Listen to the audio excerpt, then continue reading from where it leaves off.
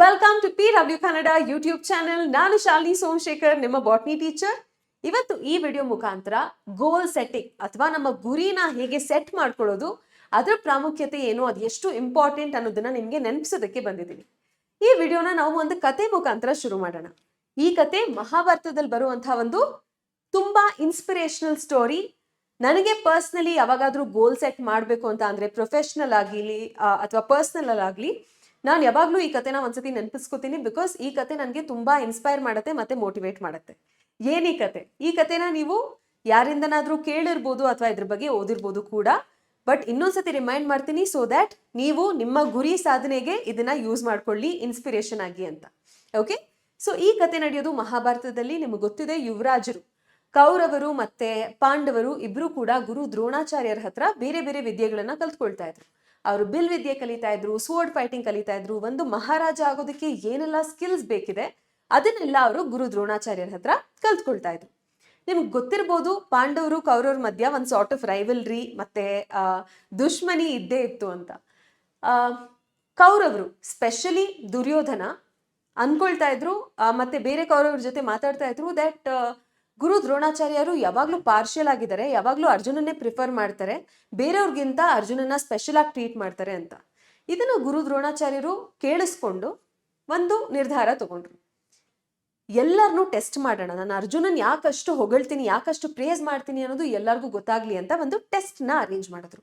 ಒಂದಿನ ಬೆಳಗ್ಗೆ ಎಲ್ಲಾ ಶಿಷ್ಯಂದ್ರನ್ನು, ಎಲ್ಲಾ ಯುವರಾಜರನ್ನು ಕರೆದ್ರು. ಕೌರವರು ಪಾಂಡವರು ಎಲ್ಲರನ್ನೂ ಒಂದ್ ಕಡೆ ಅಸೆಂಬಲ್ ಆಗೋದಕ್ಕೆ ಹೇಳಿದ್ರು.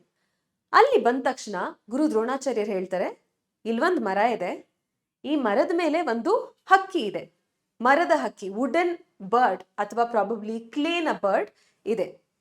ಅದನ್ನ ಎಲ್ಲರೂ ಅದರ ಕಣ್ಣನ್ನ ಏಮ್ ಮಾಡಿ ಶೂಟ್ ಮಾಡಬೇಕು, ಬೋ ಅಂಡ್ ಆರೋ ಇಂದ ಶೂಟ್ ಮಾಡಬೇಕು ಅಂತ ಹೇಳ್ತಾರೆ.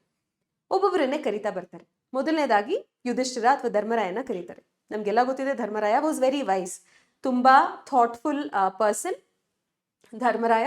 ಫಸ್ಟ್ ಧರ್ಮರಾಯನ್ ಕರೆದು, ಇನ್ನೇನ್ ಧರ್ಮರಾಯ ಆರೋನ ಪುಲ್ ಮಾಡಿ ಶೂಟ್ ಮಾಡಬೇಕು, ಅಷ್ಟೊತ್ತಿಗೆ ಗುರುಗಳು ಒಂದು ಪ್ರಶ್ನೆನ ಕೇಳ್ತಾರೆ. ಯುಧಿಷ್ಠಿರ, ನಿನ್ಗೆ ಇವಾಗ ಏನ್ ಕಾಣಿಸ್ತಾ ಇದೆ ಅಂತ ಕೇಳ್ತಾರೆ.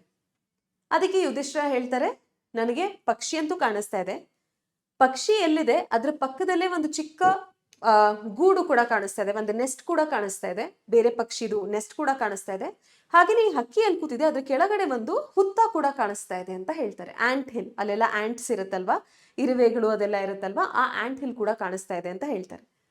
ಯುಧಿಷ್ಠಿರ ಹೇಳ್ತಾರೆ, ನನಗೆ ಗೊತ್ತು, ನಾನು ಆ ಪಕ್ಷಿ, ಆ ಮರದ ಪಕ್ಷಿಯ ಕಣ್ಣನ್ನೇ ಏನ್ ಮಾಡ್ಬೇಕು, ಹಾಗೇನೆ ಏನ್ ಮಾಡ್ತಾ ಪಕ್ಕದಲ್ಲಿರೋ ನೆಸ್ಟ್ ಕೂಡ ಬೀಳ್ಬಾರ್ದು, ಹಾಗೇನೆ ಕೆಳಗಿರೋ ಆಂಟ್ ಹಿಲ್ ಕೂಡ ಯಾವುದೇ ತೊಂದರೆ ಆಗ್ಬಾರ್ದು ಅನ್ನೋದನ್ನ ಹೇಳ್ತಾರೆ. ಆವಾಗ ದ್ರೋಣಾಚಾರ್ಯರು, ಹೌದಾ ಸರಿ, ಪಕ್ಕಕ್ಕೆ ಬಾ ಅಂತ ಪಕ್ಕಕ್ಕೆ ಸರಿಸ್ತಾರೆ. ಮತ್ತೆ ಅವ್ರಿಗೆ ಶೂಟ್ ಮಾಡೋದಕ್ಕೆ ಬಿಡೋದಿಲ್ಲ. ಮತ್ತೆ ಭೀಮ ಬರ್ತಾನೆ, ಭೀಮಂಗೆ ಕೇಳ್ತಾರೆ ಮತ್ತೆ ಅದೇ ಪ್ರಶ್ನೆ, ನಿನಗೆ ಇವಾಗ ಏನ್ ಕಾಣಿಸ್ತಾ ಇದೆ ಅಂತ ಕೇಳ್ತಾರೆ. ಭೀಮ ಅಂತೂ ಎಲ್ಲರಿಗೂ ಗೊತ್ತು, ದೊಡ್ಡ ತಿಂಡಿಪೋತ ಅಲ್ವಾ. ಸೊ ಭೀಮ ಹೇಳ್ತಾನೆ, ನನಗೆ ಹಿಂದೆಗಡೆ ಇರೋ ಸ್ಕೈ, ಆಕಾಶ ಕಾಣಿಸ್ತಾ ಇದೆ, ಅದರಲ್ಲಿರೋ ಮೋಡಗಳು ಕಾಣಿಸ್ತಾ ಇದೆ, ಮರದಲ್ಲಿರೋ ಎಲೆಗಳು ಅಲ್ಲಾಡ್ತಾ ಇರೋದು ಕಾಣಿಸ್ತಾ ಇದೆ, ಪಕ್ಷಿನೂ ಕಾಣಿಸ್ತಾ ಇದೆ, ಬಟ್ ಹಣ್ಣುಗಳೆಲ್ಲ ಕೂಡ ಕಾಣಿಸ್ತಾ ಇದೆ ಅಂತ. ಅವಾಗ ಗುರುಗಳು ಹೇಳ್ತಾರೆ, ಸರಿ, ನೀನು ಪಕ್ಕಕ್ಕೆ ಸರಿ ಅಂತ. ಅದಾದ ನಂತರ ಪಾಂಡವನ್ ಕರೀತಾರೆ. ಮೂರನೇ ಪಾಂಡವ, ಮಧ್ಯಮ ಪಾಂಡವ ಅರ್ಜುನ. ಅರ್ಜುನನ್ ಕರೆದು ಮತ್ತದೇ ಪ್ರಶ್ನೆ ಕೇಳ್ತಾರೆ, ನಿನ್ಗಿವಾಗ ಏನ್ ಕಾಣಿಸ್ತಾ ಇದೆ ಅದನ್ನ ಹೇಳು ಅಂತ. ಆಗ ಅರ್ಜುನ ಹೇಳ್ತಾನೆ, ನನಗೆ ಪಕ್ಷಿಯ ಕಣ್ಣನ್ನ ಬಿಟ್ಟು ಬೇರೆ ಏನು ಕಾಣಿಸ್ತಾ ಇಲ್ಲ ಅಂತ. ಎಕ್ಸಾಕ್ಟ್ಲಿ ಅದೇ ಪ್ರತಿಯೊಂದು ಬಿಲ್ವಿದ್ಯೆ ಕಲಿತಿರುವಂತಹ ಒಂದು ಇಂಡಿವಿಜುವಲ್ದು ನೇಚರ್ ಆಗಿರ್ಬೇಕು.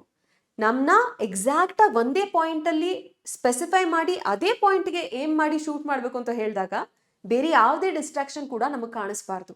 ನಮ್ಮ ಗುರಿ ಮೇಲೆ ಮಾತ್ರ ನಮ್ಮ ಫೋಕಸ್, ನಮ್ಮ ಗಮನ ಇದ್ದಾಗ ಆ ಗುರಿನ ನಾವು ಸಾಧಿಸೋದಕ್ಕೆ ಸಾಧ್ಯ. ಈ ಕತೆ ನಾನು ಯಾಕೆ ಹೇಳ್ತಾ ಇದ್ದೀನಿ, ನಿಮ್ಗೆ ಇವಾಗ ಸ್ವಲ್ಪ ಮಟ್ಟಿಗೆ ಅರ್ಥ ಆಗಿರ್ಬೋದು. ನಾವೆಲ್ಲರೂ ಒಂದ್ ಗೋಲ್ ಇಟ್ಕೊಂಡಿರ್ತೀವಿ ಲೈಫಲ್ಲಿ. ನಾನು KCET ಫಸ್ಟ್ ರ್ಯಾಂಕ್ ಬರಬೇಕು, ಅಥವಾ KCETಯಲ್ಲಿ veterinary seat, free government seat ಸಿಗಬೇಕು, ಅಥವಾ ಡಾಕ್ಟರ್ ಆಗಬೇಕು, ಹಲವಾರು ಗೋಲ್ ಇಟ್ಕೊಂಡಿರ್ತೀವಿ. ಬಟ್ ಆ ಗೋಲ್ ಬಗ್ಗೆ ನಮಗೆ ಕ್ಲಾರಿಟಿ ಇಲ್ಲ ಅಂತ ಅಂದ್ರೆ ನಾವು ಆ ಗೋಲ್ನ ಅಚೀವ್ ಮಾಡೋದಕ್ಕೆ ಸಾಧ್ಯ ಇಲ್ಲ. ನನಗೇನು ಬೇಕು, ನಾನು ಡಾಕ್ಟರ್ ಆಗಬೇಕು, ಅಥವಾ ನನಗೇನು ಬೇಕು, ನಾನು ಒಳ್ಳೆ ಕಾಲೇಜಲ್ಲಿ ಕಂಪ್ಯೂಟರ್ ಸೈನ್ಸ್ ಇಂಜಿನಿಯರಿಂಗ್ ಮಾಡಬೇಕು, ಅಥವಾ ಒಳ್ಳೆ ಕಾಲೇಜಲ್ಲಿ ನಾನು ಆರ್ಟಿಫಿಷಿಯಲ್ ಇಂಟೆಲಿಜೆನ್ಸ್ AI ರಿಲೇಟೆಡ್ ಏನೋ ಒಂದು ಕೋರ್ಸ್ ಮಾಡಬೇಕು. ಇದಕ್ಕೆ ನನ್ನ KCET ಸ್ಕೋರ್ ಎಷ್ಟಿರಬೇಕು, ಈ ಸ್ಕೋರ್ ನನಗೆ ಬರಬೇಕು ಅಂತ ಅಂದರೆ ನನ್ನ ಪ್ರಿಪ್ರೇಷನ್ ಹೇಗಿರಬೇಕು, ಇದ್ರ ಬಗ್ಗೆ ಎಲ್ಲ ನಮಗೆ ಗಮನ ಇರಲ್ಲ. ರ್ಯಾಂಡಮ್ ಆಗಿ ವೇಗಾಗಿ ನಾನು ಇಂಜಿನಿಯರ್ ಆಗಬೇಕು ಅಷ್ಟೇ ನಮಗೆ ಗೊತ್ತಿರುತ್ತೆ. ಯಾವ ಕಾಲೇಜ್ನಲ್ಲಿ, ಯಾವ ಬ್ರಾಂಚ್ನಲ್ಲಿ, ಅದಕ್ಕೆ ನಿಮ್ಗೆ ಎಷ್ಟು ಸ್ಕೋರ್ ಬೇಕು, ಇದ್ರ ಬಗ್ಗೆ ನಾವು ತಲೆ ಕೆಡಿಸ್ಕೊಳ್ಳೋಕ್ಕೆ ಹೋಗಲ್ಲ, ಸುಮ್ಮನೆ ಓದ್ಕೋತಾ ಹೋಗ್ತಾ ಇರ್ತೀವಿ ಅಲ್ವಾ. ಸೊ ನಮಗೆ ಏನಾದರೂ ಒಂದು ಗುರಿ ಇದೆ ಅಂತ ಅಂದರೆ, ಲಕ್ಷ್ಯ ಇದೆ ಅಂತ ಅಂದರೆ, ಗುರಿ ಅಥವಾ ಲಕ್ಷ್ಯ ಇದೆ ಅಂತ ಅಂದರೆ ಅದ್ರ ಬಗ್ಗೆ ಕ್ಲಾರಿಟಿ ಇರಬೇಕು, ಒಂದು ಕಾಂಕ್ರೀಟ್ ಐಡಿಯಾ ಇರಬೇಕು. ಆ ಲಕ್ಷ್ಯ ನಮಗೆ ಸರಿಯಾಗಿ ಕಾಣಿಸ್ತಾ ಇಲ್ಲ ಅಂತ ಅಂದರೆ ನಾವು ಎಲ್ಲೇ ಮಾಡೋಕ್ಕೆ ಸಾಧ್ಯ, ಬೇರೆ ಬೇರೆ ಜಾಗಕ್ಕೆ ಹೋಗುತ್ತೆ, ಡಿಸ್ಟ್ರಾಕ್ಷನ್ಸ್ ಇರೋ ಕಡೆಗೆ ಹೋಗುತ್ತೆ. ನಮ್ಮ ಲಕ್ಷ್ಯದ ಮೇಲೆ ಮಾತ್ರ ನಮ್ಮ ಗುರಿ ಇರಬೇಕು, ಅದು ತುಂಬ ಇಂಪಾರ್ಟೆಂಟ್. ಹಾಗೇನೆ ನಾವು ಯುಧಿಷ್ಠಿರ ಹೇಳಿದ್ ನೋಡಿದ್ವಿ, ಕಣ್ಣು ಕಾಣಿಸ್ತಾ ಇದೆ, ಪಕ್ಷಿನೂ ಕಾಣಿಸ್ತಾ ಇದೆ, ಬಟ್ ಅದ್ರ ಜೊತೆಗೆ ಬೇರೆ ಎಲ್ಲ ವಿಷಯ ಕೂಡ ಕಾಣಿಸ್ತಾ ಇದೆ. ಎಲೆ ಕಾಣಿಸ್ತಾ ಇದೆ, ಮತ್ತೆ ಇನ್ನೊಂದು ಗೂಡು ಕಾಣಿಸ್ತಾ ಇದೆ, ಮತ್ತೆ ಒಂದು ಹುತ್ತ ಕಾಣಿಸ್ತಾ ಇದೆ, ಇದೆಲ್ಲ ಕಾಣಿಸ್ತಾ ಇದೆ. ಸರಿ, ನನ್ ಗೋಲ್ ಕಾಣಿಸ್ತಾ ಇದೆ, ಬಟ್ ಅದರೊಟ್ಟಿಗೆ ನೀನು ಇದ್ರ ಮೇಲೆಲ್ಲಾನು ಫೋಕಸ್ ಮಾಡ್ತಾ ಇದ್ರೆ ನಿನ್ ಗೋಲ್ ಮೇಲೆ ನೀನ್ 100% ಏಮ್ ಮಾಡಿ ನಿನ್ ಲಕ್ಷ್ಯ ನೀನು ರೀಚ್ ಮಾಡೋದಕ್ಕೆ ಸಾಧ್ಯನಾ? ಕಷ್ಟ ಆಗ್ಬಿಡತ್ತೆ ಅಲ್ವಾ. ಸೊ ಇಂಪಾರ್ಟೆಂಟ್ಲಿ ನಾನು ಇಲ್ಲಿ ಏನ್ ಹೇಳಕ್ ಹೊರಟಿದ್ದೀನಿ ಅಂತ ಅಂದ್ರೆ, ಗೋಲ್ ಇಟ್ಕೋಬೇಕು, ಗೋಲ್ದ ಬಗ್ಗೆ ಪಕ್ಕ ಕ್ಲಾರಿಟಿ ಇರ್ಬೇಕು. ಏನ್ ಎಕ್ಸಾಕ್ಟ್ಲಿ ಬೇಕು ನನಗೆ, ನನ್ನ ಗೋಲ್ ಏನು, ಅದಕ್ಕೆ ನನ್ನ ಎಫರ್ಟ್ ಏನಿರ್ಬೇಕು, ಅದ್ರ ಬಗ್ಗೆ ಕ್ಲಾರಿಟಿ ಇರಬೇಕು. ಹಾಗೇನೆ ಆ ಗೋಲ್ನ ಬಿಟ್ಟು ಬೇರೆ ಏನು ನಿಮ್ಗೆ ಕಾಣಿಸ್ಬಾರ್ದು. ಏನೇ ಡಿಸ್ಟ್ರಾಕ್ಷನ್ ಇದ್ರೂ ಕೂಡ ಆ ಡಿಸ್ಟ್ರಾಕ್ಷನ್ ಎಲ್ಲ ನೀವು ರಿಮೂವ್ ಮಾಡಬೇಕು. ಆವಾಗ ಮಾತ್ರ ನೀವು ನಿಮ್ಮ ಲಕ್ಷ್ಯ ಸಾಧಿಸೋದಕ್ಕೆ ಸಾಧ್ಯ. ಸೊ ನಾವು ನಮ್ಮ ಗೋಲ್ ಪ್ರಾಬಬ್ಲಿ KCET ಫಸ್ಟ್ ರ್ಯಾಂಕ್ ತಗೊಳ್ಬೇಕು ಅನ್ನೋದು ನಿಮ್ ಗೋಲ್ ಆಗಿರ್ಬೋದು, ಫಸ್ಟ್ ರ್ಯಾಂಕ್ ತಗೊಳ್ಬೇಕು ಅನ್ನೋದು ನಿಮ್ ಗೋಲ್ ಆಗಿರ್ಬೋದು. ಬಟ್ ಅದ್ರ ಸುತ್ತ ಕಲರ್ ಆಗಿ ಎಷ್ಟೊಂದು ಡಿಸ್ಟ್ರಾಕ್ಷನ್ ಇದೆ. ಕಪ್ಪಗಿದೆ ನಿಮ್ ಗೋಲ್, ಕತ್ಲು ತರ ಕಾಣಿಸುತ್ತೆ, ಲೋನ್ಲಿನೆಸ್ ಅಂತ ಫೀಲ್ ಆಗುತ್ತೆ. ಆದ್ರೂ ಕೂಡ ನೀವ್ ಈ ಗೋಲ್ನ ಅಚೀವ್ ಮಾಡಬೇಕು ಅಂತ ಅಂದ್ರೆ ತಕ್ಷಣಕ್ಕೆ ಅದು ಕಪ್ಪಗಿರುತ್ತೆ, ಕತ್ಲೆ ಇರುತ್ತೆ. ಅಚೀವ್ ಮಾಡಾದ್ಮೇಲೆ ಅದು ಫುಲ್ ಕಲರ್ಫುಲ್ ಆಗುತ್ತೆ. ಅದನ್ನ ಅಚೀವ್ ಮಾಡೋ ತನಕ ಬೇರೆ ಕಲರ್, ಬೇರೆ ಡಿಸ್ಟ್ರಾಕ್ಷನ್ಸ್ ನ ನೀವು ಬದಿಗಿಡ್ಬೇಕು.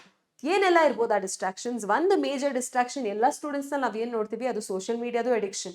ಫೇಸ್ಬುಕ್ ಇರ್ಬೋದು, ಸ್ನ್ಯಾಪ್ಚಾಟ್, ಇನ್ಸ್ಟಾಗ್ರಾಮ್, ರೆಡಿಟ್, ಇದಕ್ಕೆಲ್ಲ ಅಡಿಕ್ಟ್ ಆಗಿರ್ತಾರೆ ಮಕ್ಕಳು. ಅದಿಲ್ಲದ್ರೆ ಜೀವನನೇ ಇಲ್ಲ ಅನ್ನೋ ತರ ಇರ್ತಾರೆ. ಸೊ ಈ ಅಡಿಕ್ಷನ್ ನೀವು ಬಿಟ್ಬಿಟ್ರೆ, ಇದನ್ನ ಬದಿಗಿಟ್ಬಿಟ್ರೆ ಅರ್ಧ ನಿಮ್ಮ ಏನ್ ಹೇಳ್ತಾರೆ, ನಿಮ್ ಗೋಲ್ ಕಡೆ ನೀವು ಅರ್ಧ ಆಲ್ರೆಡಿ ಸಾಗ್ಬಿಟ್ಟಿರ್ತೀರ. This is one thing that holds back most students. ಬಿಡಕ್ಕಾಗದೇ ಇರೋಷ್ಟು ಅಡಿಕ್ಟ್ ಆಗ್ಬಿಟ್ಟಿರ್ತಾರೆ. ರೀಲ್ಸ್ ಕಳ್ಸೋದು, ಮೀಮ್ಸ್ ಕಳ್ಸೋದು, ಇದೆಲ್ಲ ಟೆಂಪರರಿ ಖುಷಿ ಮಾತ್ರ ನಿಮಗೆ ಸಿಗಕ್ಕೆ ಸಾಧ್ಯ ಇದರಿಂದ. ಬಟ್ ಇದನ್ನ ನೀವು ಅಡಿಕ್ಷನ್ ತರ ಮಾಡ್ಕೊಂಡ್ಬಿಟ್ಟು ಅದಿಲ್ದಿದ್ರೆ ನನಗೆ ಬದುಕಕ್ಕೆ ಆಗಲ್ಲ ಅನ್ನೋ ತರ ಆಗೋಗ್ಬಿಟ್ರೆ ನಿಮ್ಮ ಗೋಲ್ನ ನೀವು ರೀಚ್ ಮಾಡೋದಕ್ಕೆ ಸಾಧ್ಯ ಆಗೋದಿಲ್ಲ. ಓಕೆ, ಸೊ ಆ ಗೋಲ್ನ ಸಾಧಿಸೋ ತನಕ ಈಗ ಏನ್ ಕಲರ್ಫುಲ್ ಡಿಸ್ಟ್ರಾಕ್ಷನ್ಸ್ ನಮ್ಗೆ ಕಾಣಿಸುತ್ತೆ ಅದರಿಂದ ನಾವು ದೂರ ಇಡಬೇಕು. ನೆಕ್ಸ್ಟ್ ಮೇಜರ್ ಡಿಸ್ಟ್ರಾಕ್ಷನ್ ನಾವು ನೋಡೋದು ಸ್ಪೆಷಲಿ ಗಂಡು ಮಕ್ಕಳಲ್ಲಿ IPL ಬಗ್ಗೆ ಕ್ರೇಜ್. ಅಂದ್ರೆ ಯಾವ ಲೆವೆಲ್ ಕ್ರೇಜ್, ಓದೋದು ಬರೆಯೋದು ಎಲ್ಲ ಬಿಟ್ಬಿಟ್ಟು ಅದ್ರ ಬಗ್ಗೆನೇ ಫೋಕಸ್ ಮಾಡ್ತಾರೆ. ವಿರಾಟ್ ಕೊಹ್ಲಿ ಅದೇ ತರ ಬೇರೆ ಮ್ಯಾಚ್ ನೋಡ್ಕೊಂಡು ತಾವ್ ಟ್ರೈನ್ ಮಾಡದೆ, ತಾವ್ ಪ್ರಾಕ್ಟೀಸ್ ಮಾಡದೆ ಇದ್ರೆ ಅವ್ರು ಇವತ್ತು ವಿರಾಟ್ ಕೊಹ್ಲಿ ಟಾಪ್ ಬ್ಯಾಟ್ಸ್ಮನ್ ಆಗೋದಕ್ಕೆ ಸಾಧ್ಯ ಆಗ್ತಾ ಇರಲಿಲ್ಲ. ಓಕೆ, ಯು ಐಡಲೈಸ್ ಕ್ರಿಕೆಟರ್ಸ್, ನೀವು ವರ್ಷಿಪ್ ಮಾಡ್ತೀರಾ ಕ್ರಿಕೆಟರ್ಸ್ನ. ಓಕೆ, ಆ ಕ್ರಿಕೆಟರ್ಸ್ ಏನ್ ಪಾಸಿಟಿವ್ ಕ್ವಾಲಿಟೀಸ್ ಇದೆ, ಆ ಕ್ರಿಕೆಟರ್ಸ್ ಯಾಕೆ ಆ ಲೆವೆಲ್ನ ಇವಾಗ ರೀಚ್ ಮಾಡಿದ್ದಾರೆ, ಅದರಿಂದ ನೀವು ಕೂಡ ಕಲ್ತ್ಕೊಂಡು ನಿಮ್ಮ ಲೈಫಲ್ಲಿ ಅಳವಡಿಸ್ಕೊಂಡ್ರೆ ನಿಮ್ಮ ಲೈಫ್ನ ಹೀರೋ ನೀವೇ ಆಗ್ಬೋದು, ನಿಮ್ಮ ಲೈಫ್ನ ವಿರಾಟ್ ಕೊಹ್ಲಿ ನೀವೇ ಆಗ್ಬೋದು. ಓಕೆ, ಸೊ ಈ ರೀತಿ ಏನು ರಿಯಾಲಿಟಿ ಶೋಸ್ ಬರುತ್ತೆ, ಬಿಗ್ ಬಾಸ್ ಮತ್ತೆ singing reality shows, dance reality shows, ಇದ್ರ ಬಗ್ಗೆ ಎಲ್ಲ ತುಂಬಾ ಇದ್ರ ಮೇಲೆಲ್ಲ ಟೈಮ್ ತುಂಬಾ ವೇಸ್ಟ್ ಆಗ್ಬಿಡುತ್ತೆ. ಸೊ ಅದ್ರ ಮೇಲೆ ಟೈಮ್ ವೇಸ್ಟ್ ಮಾಡದೇ ಇರೋ ರೀತಿ ನೋಡ್ಕೊಳ್ಳಿ. ಹಾಗೇನೆ ತುಂಬಾ ಜನ ಮಕ್ಕಳು ಮೊಬೈಲ್ ಗೇಮ್ಸ್, ಆನ್ಲೈನ್ ಗೇಮ್ಸ್ಗೆ ಅಡಿಕ್ಟ್ ಆಗಿರ್ತಾರೆ. This will take out a lot of time from your studies and academics. ಅದನ್ನ ಕೂಡ ಆದಷ್ಟು ಮಟ್ಟಿಗೆ ಅವಾಯ್ಡ್ ಮಾಡಿ, ಇಲ್ಲದಿದ್ರೆ ನಿಮ್ ಗುರಿ ಸಾಧನೆ ಮಾಡೋದು ಕಷ್ಟ ಆಗ್ಬಿಡತ್ತೆ. ಹಾಗೇನೆ ನೀವು ಟೀನೇಜರ್ಸ್ ಆಗಿರೋದ್ರಿಂದ ಕ್ರಶಸ್ ಎಲ್ಲ ಡೆವಲಪ್ ಆಗುತ್ತೆ, ಹಾರ್ಮೋನಲ್ ಔಟ್ ಬರ್ಸ್ ಆಗುತ್ತೆ, ಗರ್ಲ್ ಫ್ರೆಂಡ್ ಬೇಕನ್ಸುತ್ತೆ, ಬಾಯ್ ಫ್ರೆಂಡ್ ಬೇಕನ್ಸುತ್ತೆ, ಅದ್ರ ಮಧ್ಯೆ ಜಗಳ ಆಗುತ್ತೆ. ಇದೆಲ್ಲ ತುಂಬಾ ಟೈಮ್, ಎನರ್ಜಿ ಕನ್ಸ್ಯೂಮ್ ಮಾಡಿಬಿಡುತ್ತೆ. ಇದ್ರದ್ದೆಲ್ಲ ಅವಶ್ಯಕತೆ ನಿಮಗೆ ಈ ಟೈಮಲ್ಲಿ ಇಲ್ಲ. ಲೇಟಾಗಿ ರಿಯಲೈಸ್ ಆಗುತ್ತೆ, ಅವಾಗ ರಿಗ್ರೆಟ್ ಮಾಡೋದು ಬಿಟ್ಟು ಇವಾಗ ನನ್ನ ಮಾತು ಕೇಳಿ ಓದೋದ್ರ ಕಡೆ ಫೋಕಸ್ ಮಾಡಿ ನಿಮ್ಮ ಕೆರಿಯರ್ ನೀವು ಸ್ಟ್ರಾಂಗ್ ಆಗಿ ಬಿಲ್ಡ್ ಮಾಡ್ಕೊಂಡ್ಬಿಟ್ರೆ ಆಮೇಲೆ ಎಲ್ಲ ತಾನೇ ಆಗುತ್ತೆ. ಈ ಟೈಮಲ್ಲಿ ಇಷ್ಟೊಂದು ಡಿಸ್ಟ್ರಾಕ್ಷನ್ಸ್ ಮಧ್ಯ ಈ ರೀತಿ ಟೈಮ್ ವೇಸ್ಟ್ ಮಾಡ್ಕೊಳ್ಬೇಡಿ. It will not be worth it. ಓಕೆನಾ? ಆಮೇಲೆ ನಮ್ಮ ಗುರಿ, ಇದಿಷ್ಟು ಕಲರ್ ಡಿಸ್ಟ್ರಾಕ್ಷನ್ ಮಧ್ಯ ಒಂದು ನಮ್ಮ ಗುರಿ ಇದೆ. ಇದನ್ನೆಲ್ಲ ನಾವು ಎಲಿಮಿನೇಟ್ ಮಾಡಿ, ಅವಾಯ್ಡ್ ಮಾಡಿ ಬಿಡ್ತಾ ಬಂದ್ರೆ ನಮ್ಮ ಗುರಿನ ನಾವು ಈಸಿಯಾಗಿ ಈಸಿಯಾಗಿ ರೀಚ್ ಮಾಡ್ಬೋದು. ಸೊ ನಮ್ಮ ಲಕ್ಷ್ಯನ ನಾವು ರೀಚ್ ಮಾಡಬೇಕು ಅಂದರೆ ಏನೆಲ್ಲ ಡಿಸ್ಟ್ರಾಕ್ಷನ್ಸ್ ಇತ್ತು ಆ ಡಿಸ್ಟ್ರಾಕ್ಷನ್ ಎಲ್ಲ ಬಿಟ್ಟು ಅರ್ಜುನನ್ ರೀತಿ ಫೋಕಸ್ ಮಾಡಬೇಕು. ನಿಮಗೆ ಈ ರೀತಿ ಫೋಕಸ್ ಮಾಡೋದ್ರಲ್ಲಿ ಕಷ್ಟ ಆಗ್ತಾ ಇದ್ರೆ, ಅಕೌಂಟಬಿಲಿಟಿ ಇಲ್ಲ ಅಂತ ಅಂದರೆ, ಏನು ಎಕ್ಸಾಕ್ಟ್ಲಿ ಪಾತ್ ತಗೊಳ್ಬೇಕು ಅದು ಗೊತ್ತಾಗ್ತಾ ಇಲ್ಲ ಅಂತ ಅಂದರೆ, ನಮ್ಮ ಹತ್ರ 2 ಬ್ಯಾಚ್ ಇದೆ, ಇನ್ಸ್ಪೈರ್ಡ್ ಬೈ ಅರ್ಜುನ ಆ್ಯಂಡ್ ಲಕ್ಷ್ಯ. ಅರ್ಜುನ KCET ಅಂತ, ಅರ್ಜುನ KCET 2025 ಬ್ಯಾಚ್. ಹಾಗೆಯೇ ವಿ ಆಲ್ಸೋ ಹ್ಯಾವ್ ಅ ಲಕ್ಷ್ಯ KCET 2025. 2 ಬ್ಯಾಚ್ ಇದೆ. Arjuna KCET 2025 batch first PUC ಮಕ್ಕಳಿಗೆ, ಲಕ್ಷ್ಯ KCET 2025 ಬ್ಯಾಚ್ ಸೆಕೆಂಡ್ PUC ಮಕ್ಕಳಿಗೆ. ಈ ಬ್ಯಾಚ್ನ ನಾವು KCET ಬ್ಯಾಚ್ ಅಂತ ಕರೆದ್ರೂ ಕೂಡ ಈ ಬ್ಯಾಚಸ್ನಲ್ಲಿ ಬೋರ್ಡ್ ಎಕ್ಸಾಮ್ ಪ್ರಿಪರೇಷನ್ಗೆ ಹೆಲ್ಪ್ ಮಾಡ್ತೀವಿ, KCET ಎಕ್ಸಾಮ್ಗೂ ಹೆಲ್ಪ್ ಮಾಡ್ತೀವಿ. ಇಲ್ಲಿ ನಿಮಗೆ ಅಕೌಂಟಬಿಲಿಟಿ ಇರುತ್ತೆ. ಫ್ರೀಕ್ವೆಂಟ್ ಆಗಿ ನಾವು ಲೆಕ್ಚರ್ಸ್ನ ಕಂಡಕ್ಟ್ ಮಾಡ್ತೀವಿ. ಪ್ರತಿ ಲೆಕ್ಚರ್ ಆದಮೇಲೆ ಪ್ರಾಕ್ಟೀಸ್ಗೆ ಕ್ವೆಶನ್ಸ್ನ ಕೊಡ್ತೀವಿ. ಅದಾದ ನಂತರ ಬೋರ್ಡ್ ಎಕ್ಸಾಮ್ ಪ್ರಿಪರೇಷನ್ಗೆ ಅಂತ ಪ್ರಾಕ್ಟೀಸ್ ಶೀಟ್ಸ್ನ ಕೊಡ್ತೀವಿ. ಫ್ರೀಕ್ವೆಂಟ್ ಆಗಿ ಟೆಸ್ಟ್ನ ಕಂಡಕ್ಟ್ ಮಾಡ್ತೀವಿ, ಫುಲ್ ಲೆಂತ್ ಮಾಕ್ ಟೆಸ್ಟ್ನ ಕಂಡಕ್ಟ್ ಮಾಡ್ತೀವಿ. ನಿಮ್ಮನ್ನ ಕಂಪ್ಲೀಟ್ ಆಗಿ ಪ್ರಿಪೇರ್ ಮಾಡ್ತೀವಿ KCET ಎಕ್ಸಾಮಿಗೆ. ಈ ಬ್ಯಾಚಸ್ನ ನೀವು ತಗೊಳ್ಬೋದು. ಅವ್ರಿಗೆ ಸಿಗೋಣ. Thank you very much. ಇವತ್ತು ಹೇಳಿದ ಕತೆ ಹೋಪ್ಫುಲಿ ನಿಮಗೆಲ್ಲ ಒಂದು ಮೋಟಿವೇಶನ್ ಸಿಕ್ಕಿದೆ ಅಂತ ಅನ್ಕೊಂಡಿದ್ದೀನಿ for setting your goals. All the very best. Thank you.